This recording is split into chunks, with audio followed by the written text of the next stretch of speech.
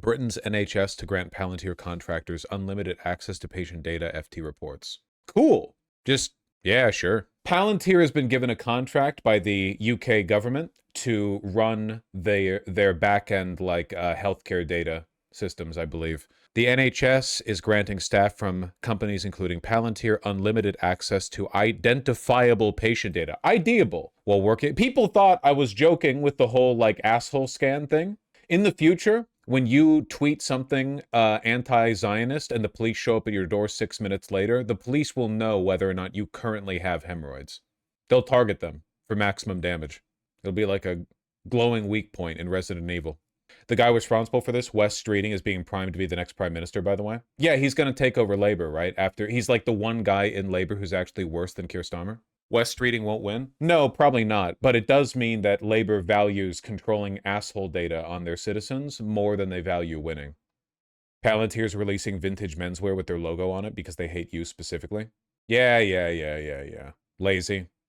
They've done this with streetwear for a while, where streetwear was originally an expression of radical departure from norms through pro-blackness.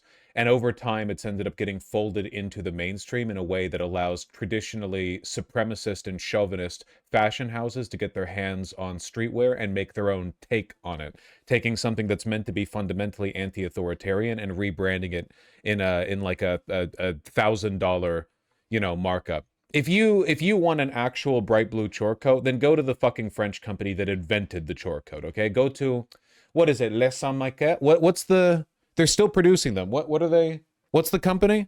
Original French chore coat company. Le Mont Saint-Michel. Thank you. Michel? I think it's Michel. I don't speak French, I'm sorry.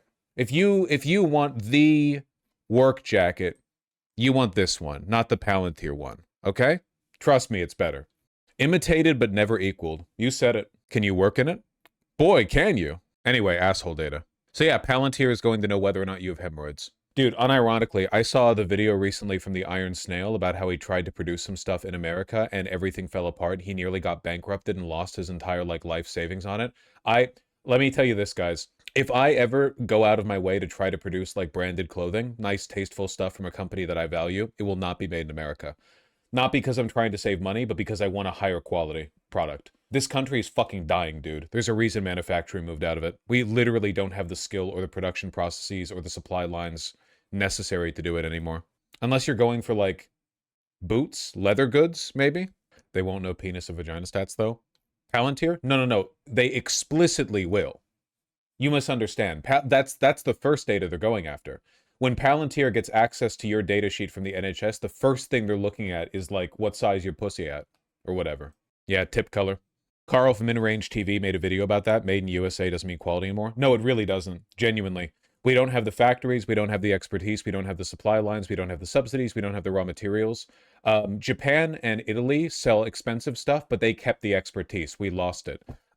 Genuinely, if you want high quality stuff, made in America is very rarely a good guarantee anymore. Stuff made in America is both more expensive and lower quality than comparable stuff you could get abroad. You'll find higher quality stuff for cheaper in China, and you'll find higher quality stuff for a comparable price in France, Italy, Spain, Japan, South Korea. Made in Britain tends to be pretty okay. They still have some good production that we don't hear. Okay, I found the chore coat that I want. Did you find an actual good one?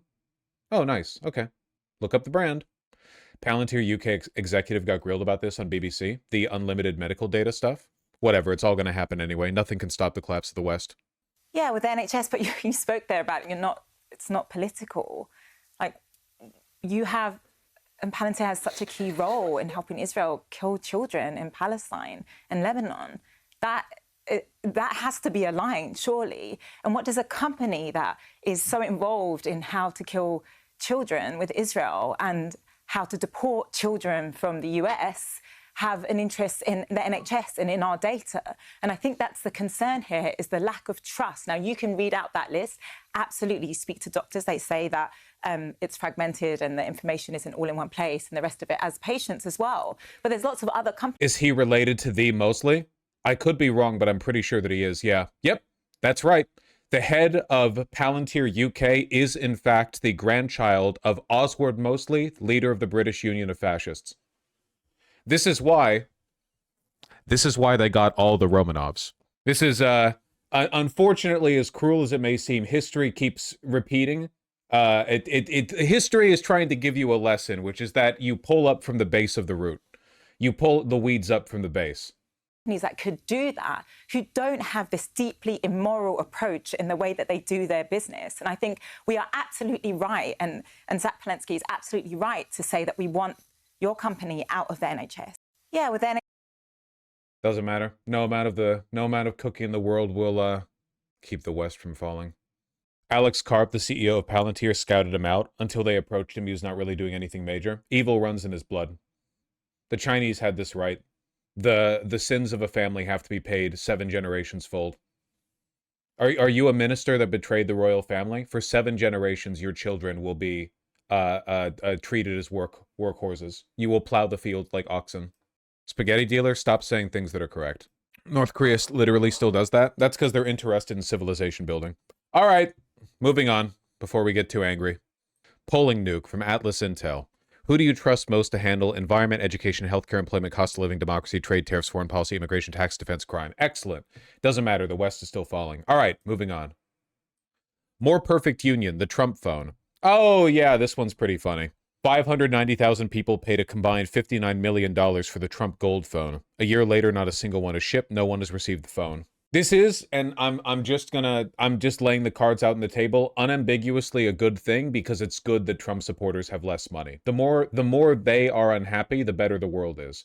They're the ones who keep putting their dicks in the way of the car door and slamming it shut. It's not really my fault. It's their fault. I don't see why I should have to feel bad for them. The only people here who I feel bad for are lefty YouTubers who run tech channels who were going to buy one to make fun of it and are now not getting it and therefore can't make content out of it. Those are the only people who I feel bad for. Yeah, Moist Critical was going to make fun of it.